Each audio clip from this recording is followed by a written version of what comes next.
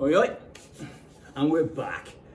This is the second of the attempts at online lessons, which I'm trying to do this week.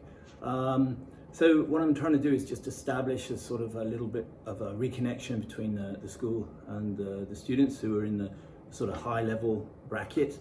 And what we're going to do is we're putting up these videos on YouTube. And if you look underneath your YouTube, you're looking underneath me, there's a little arrow somewhere that side, and you click on that, and you can see a drop down, and you can see the links to the PDFs for today's readings and exercises. So please take a look at those. Also, you'll find there'll be, I hope, an email address so that maybe you can submit work. How nice. And also, hopefully, there's going to be the Twitter feed as well, and a few other things. The Twitter feed is if you feel you want something a bit extra, a little bit more challenging. I'm posting things up onto that all the time. So please feel free to take a look at that. Also, there's the comment section, and please feel free to drop any comments you want to into that, please. So hopefully you can use that. So please, maybe I need to just do my pause face a moment so that you can figure all that out. Pause. Okay. So now I noticed yesterday we put this up and we had about 130 views. And very pleasing. Very pleasing indeed, and also very disturbing, because I don't think I have that many students in my classes. So, oh my gosh, who the heck is watching this? As I said yesterday, as you can see, I've reattached the PG-13 here. Very slick, and I'm trying to sort of reconnect with my students a little bit. And as I said yesterday, what we're trying to do is sort of re-establish some sort of thing, and maybe in the future we'll take this to sort of a chat room as well. I'll give an appointment time, and we'll take it out to put it in a chat room online, and so everyone can sort of like start chatting a little bit then. We'll see how that goes. Anyway, as I said, 130 views. Disconcerting as well, because you kind of worry that there's parents watching this and they're sort of phoning the school saying I want my money back. And I, of course, of that 130, honestly, probably about 30 are me looking at myself. Yesterday was after all about narcissism. So anyway, I was looking at myself, and the first thing I thought was, oh my God, Gavin, you really need a haircut. And it used to be one of my few pleasures in life would be to go on the weekend and get a haircut. You lie there, and they put that little paper on your face like you're dead or something, and you lie there, and they sort of nice shampoo. But right now it's like you don't feel like going to the hairdressers so much. And I used to really enjoy it, apart from they give you the massage, and I don't know, because I'm kind of a gaijin, a bit big. They seem to give me always the biggest person in the salon, and they seem to see it as some sort of a challenge, so they sort of boom boom boom. So I died over this, and it's really hurting, and I said, oh, yeah, that's really nice. Thank you very much. I'm boom, boom, sort of taking a run at my back, and boom like this, and anyway, never mind. So obviously, hairdresser. I feel sorry for hairdressers right now. I mean, it must be really tough for them. And I'll see what I can do, a bit of home hairdressing or something like that. Anyway, the rest of us who aren't working. We're kind of sitting at home and we're bored. And really, we shouldn't be bored, because there are a lot of people doing a lot of wonderful things out there to help people. But we're sitting at home, we're bored, we're bored. and oh, I don't know what to do. And so today's lesson is going to be about boredom. We're going to do a reading about boredom, and we're going to talk a little bit about boredom.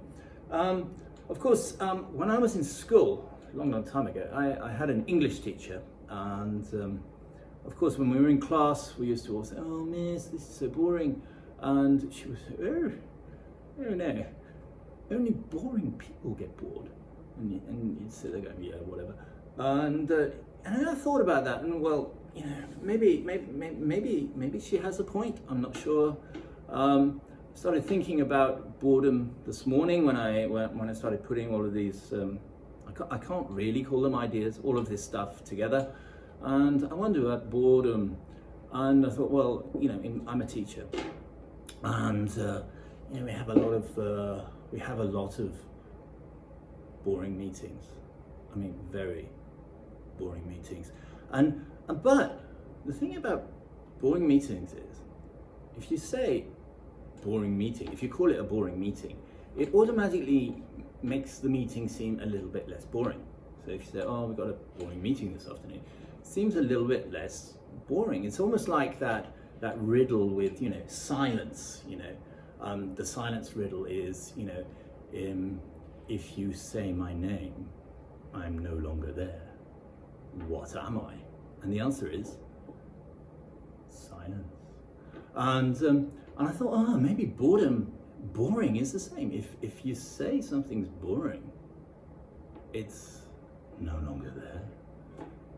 And then I thought again about the meetings. I thought, no, that's a stupid idea. Anyway, so all of us now, you know, we're trying to, you know, at home, a lot of us, and trying to find extra things to do. You know, many of us are sort of maybe looking at our phones and, you know, things like Duolingo, the little app which with the little green bird, which teaches you different languages. Maybe when all of this terrible situation right now is finished, you know, maybe the world will be great because everyone will have spent weeks on Duolingo, and we've all acquired, you know, different languages. And so you, a Japanese person, will be able to go to Italy eventually. Go to Italy, and you know, you'll be able to say some, "Oh, buongiorno, come stai?" You know, good morning, how are you? And then they'll answer you back, and they'll say "Dwi'n iawn," which is "I'm fine," in Welsh, because you know they're not all learning the same language, obviously. But anyway, I thought, you know, everyone's going to be, you know, finding different things to do. You know, people will be listening to different music, things like that, and so lots of different things to do. And then the history of boredom, I was wondering about that as well. And of course, I started reading a little bit about boredom. And wait a minute, do a quick drink. Thank you. Yeah, and so I was actually surprised by this because I thought, you know, everyone's been bored throughout history for a very long time. But the English word boredom actually only came about in about 1852, I think. And it was made, wait, I have some more of these fantastic slides here we go, by this guy. Now this guy, if you do my classes, we meet him sometimes. It's very pleasant. His name is Charles Dickens, and he actually is he invented, if you like, the word boredom. He's going on the floor in about 1852, I think. And for me, to be honest with you, I think it's highly appropriate that Charles Dickens invented the word boredom, because for me, I'm sorry, I find Dickens really, really boring. I know lots of people think he's wonderful.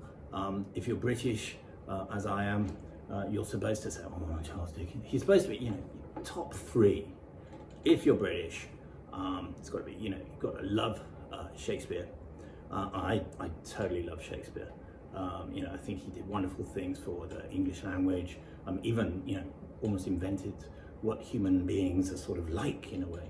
And fun fact about Shakespeare is he wrote, I think it was King Lear, when they were in lockdown, all right, because they had at that time the plague, the Black Death, the pesto in Europe and in London. And he was in lockdown and he wrote King Lear, which is one of his most famous plays. There you go. So Shakespeare, if you're British, you're supposed to like Shakespeare. Love Shakespeare. You're supposed to like Dickens. Can't stand Dickens. I find Dickens, I don't know why. I just find him boring. His characters all have silly names like Mr. Piddlypants, and I've got no idea why I don't like him. Everyone else likes him. Don't agree. And then, of course, if you're British as well, the other one, we all love Agatha Christie. Great. She's great fun. And, why don't you try a little bit of Agatha Christie? It's good fun to read.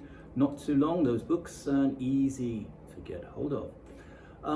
Anyway, so Dickens, he came up with the word boredom. But, of course, he didn't really invent boredom. I always sort of look back in history. You look at the Romans. They were bored, bored off their faces. There's lots of graffiti, well, not that graffiti, this graffiti on walls in ancient Rome, which tells you that young people were bored even then.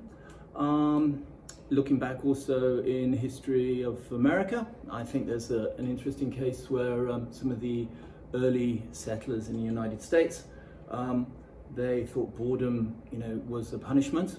And so they made prisons in which the prisoners would be isolated. The idea was that the prisoners would get really bored, and this was a big punishment for them. I think that was in about the 1790s. And that was their idea, boredom is a punishment, and so you should be in isolation. It did not work because most of the prisoners went completely mad. But there you go. But boredom, it's always been with us. Going back to the Romans again, there's a guy called Seneca, who was a sort of famous Roman. He wrote a lot of stuff which we still have, and he wrote about boredom as a sickness, as a sort of nausea.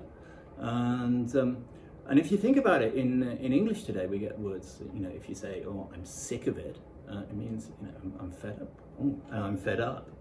It's like sickness. So boredom is kind of a sickness, I guess. But then again, looking at art and literature and things, it's given us some great literature, great art. Look, this one here, huge book by Leo Tolstoy. Boom. I've actually read this book twice. It's called Anna Karenina. It's one of the most famous Russian novels. One of the most famous novels. It's great. And basically, the central character Anna Karenina gets bored and does stuff. And if she didn't get bored, this book would not be this big and heavy. So anyway, that's him, Tolstoy. I've got a photo of Tolstoy, obviously, because he's Russian writer. He's got an enormous beard. There we go. There he is. Looks like a guy who never got bored in his life. Also, boredom has given us lots of other art. I would say movies. There's a very famous movie which I think is kind of linked with boredom. It's called The Shining.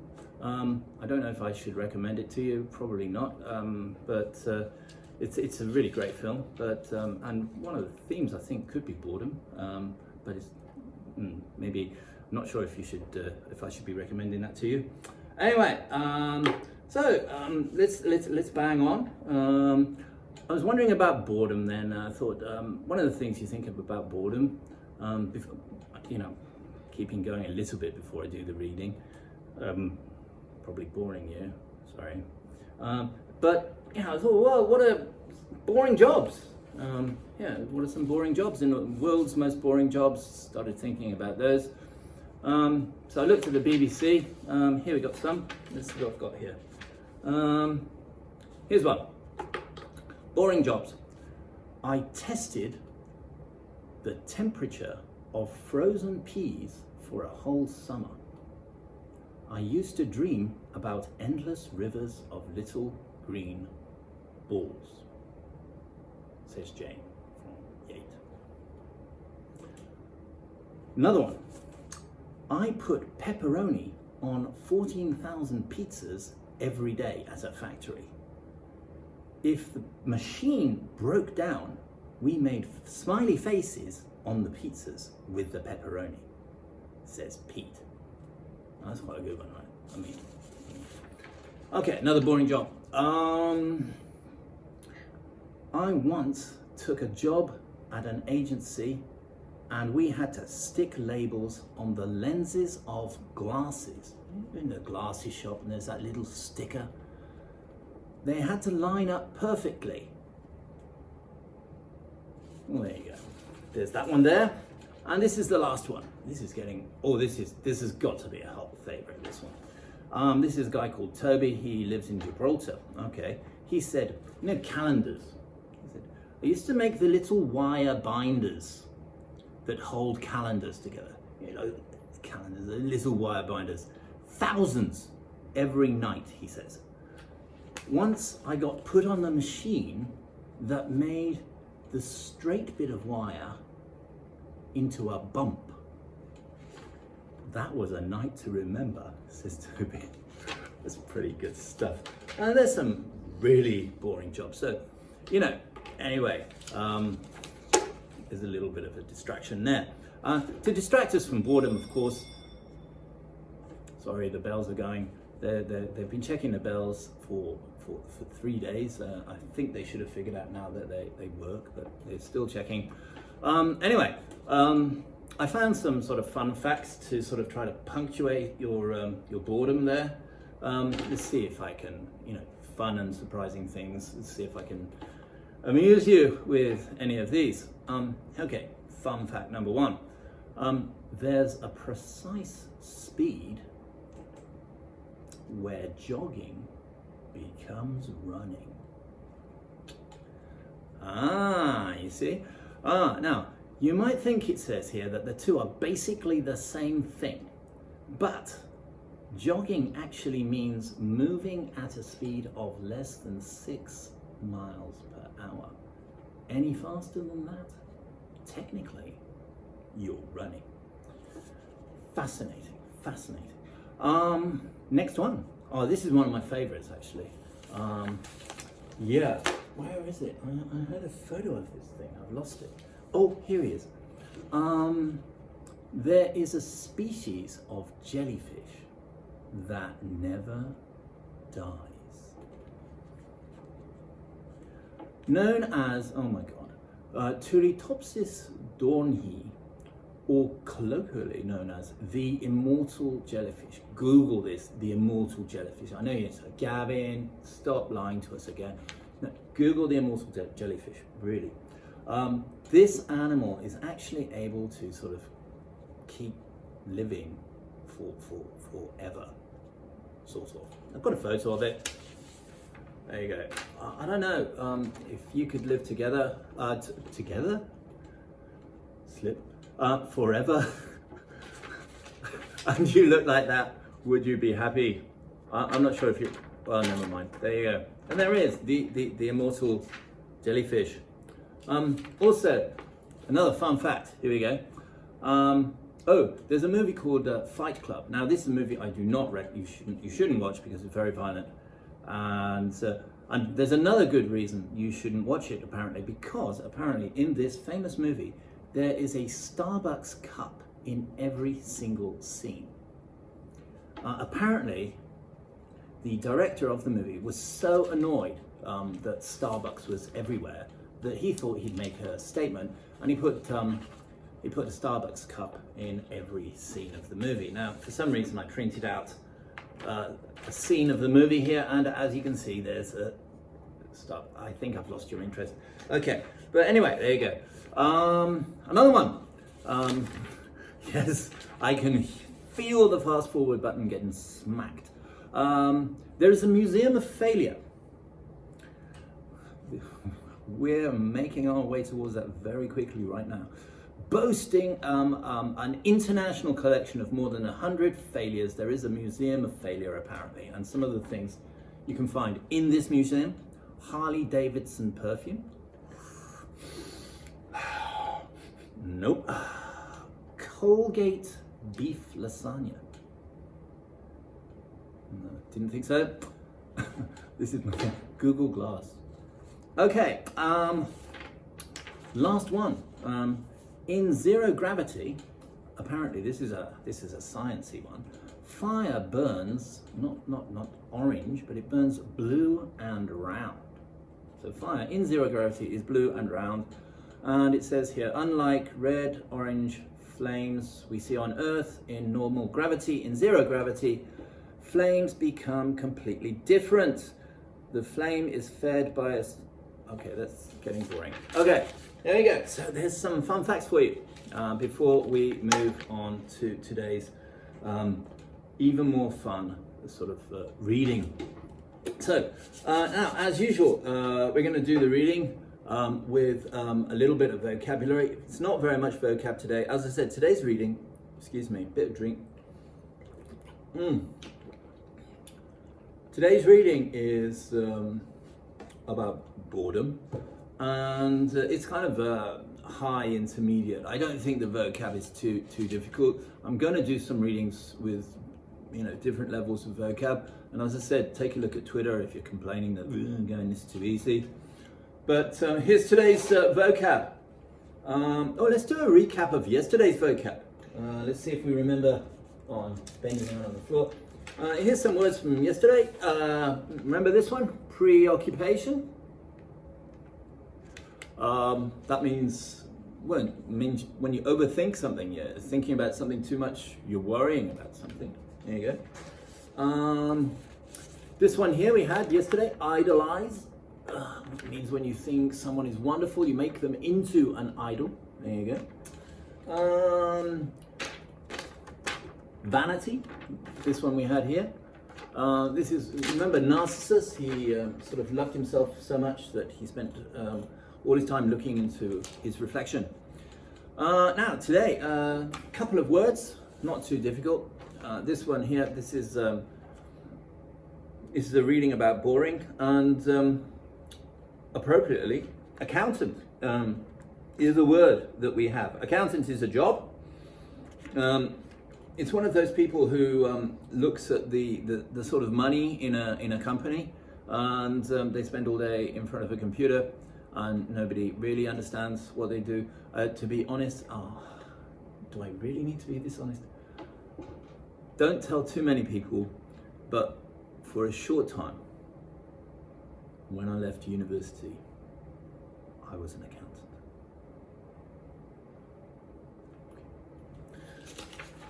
I have still got no idea what accountants do. Anyway, also what accountants do is this: they use spreadsheets. Now I think a spreadsheet is best explained if I mention Excel. You know what Excel is maybe, or Google Sheets. You get all of these columns, and an accountant will put numbers in here and numbers in there, lots of numbers, and everyone apart from him has no idea what they mean, and so they use spreadsheets for accounting, apparently. So there you go. So we've been through the introduction, very long introduction as usual, I'm sorry. But we've looked at boredom, word invented apparently by Charles Dickens. And now we've got a story this was not written by Charles Dickens, and I'm very happy about that. But this story, maybe you have it now, I hope so. It's again from the British Council. Stuff that they've got is pretty good. So there's some exercises on the sheet as well, if you print out all the sheets. Also there's a discussion question at the end. We'll come to that later maybe, if I remember. But anyway, let's get around to the story, yeah? Okay. It's called The Interesting Most Boring Man. in the world. People often said that Thierry Boyle was the most boring man in the world. Thierry didn't know why people thought he was so boring. Thierry thought he was pretty interesting. After all, he collected stamps. What could be more interesting than stamps? It was true that he didn't have any other hobbies or interests, but that didn't matter for Thierry. He had his job, after all, and he had a very interesting job. At least, Thierry thought it was interesting. Everybody else said that his job was boring. But he was an accountant. Why do people think that accountants are boring? Thought Thierry. Thierry thought his job was fascinating. Every day he went to his office, switched on his computer, and spent 7.5 hours looking at spreadsheets, moving numbers around on them. What could be more interesting than that?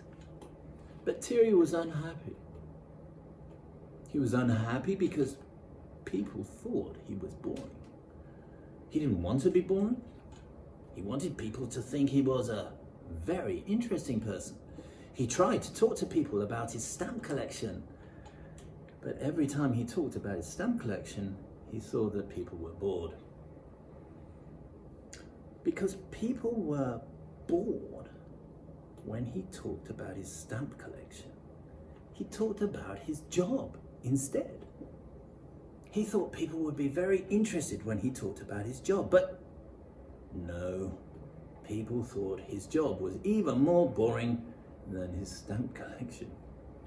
Sometimes people even went to sleep when he talked to them. Now you. Thierry thought about how to make himself more interesting. He decided that he needed to be famous for something. He thought about his stamp collection and decided that perhaps his stamp collection could make him famous. Perhaps he had the biggest stamp collection in the world. Or perhaps he had a very, very valuable stamp collection. Yes, this was it. He decided. He wrote a letter to the local newspaper and asked them if they wanted to come and write an article about a local man with the biggest stamp collection in the world. The local newspaper wrote back to Thierry telling him that actually the Queen of England had the biggest stamp collection in the world.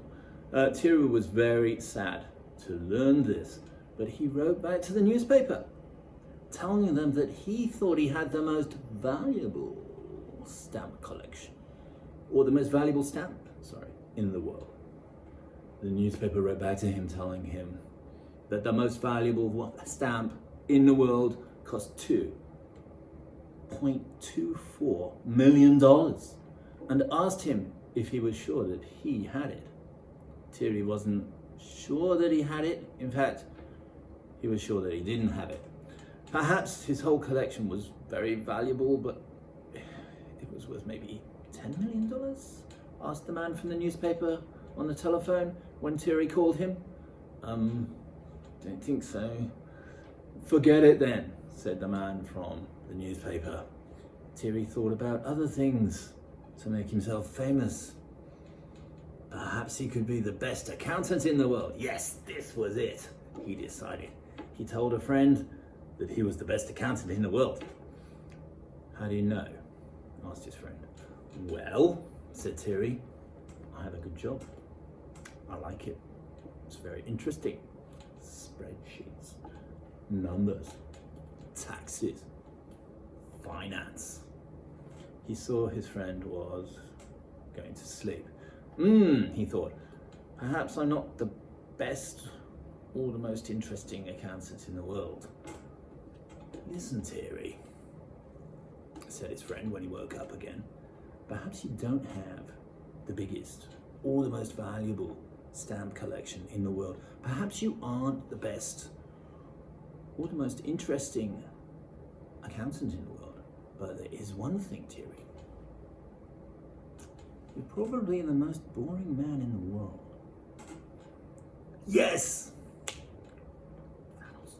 Of course, that was it. Thierry could be famous because he was the most boring man in the world. Now he saw that his friends were right. He phoned the newspaper again. Hello, he said. Would you like to do an interview with the most boring man in the world? The most boring man in the world? Said the man from the newspaper. Now that's interesting. Next week, there was a big article in the newspaper.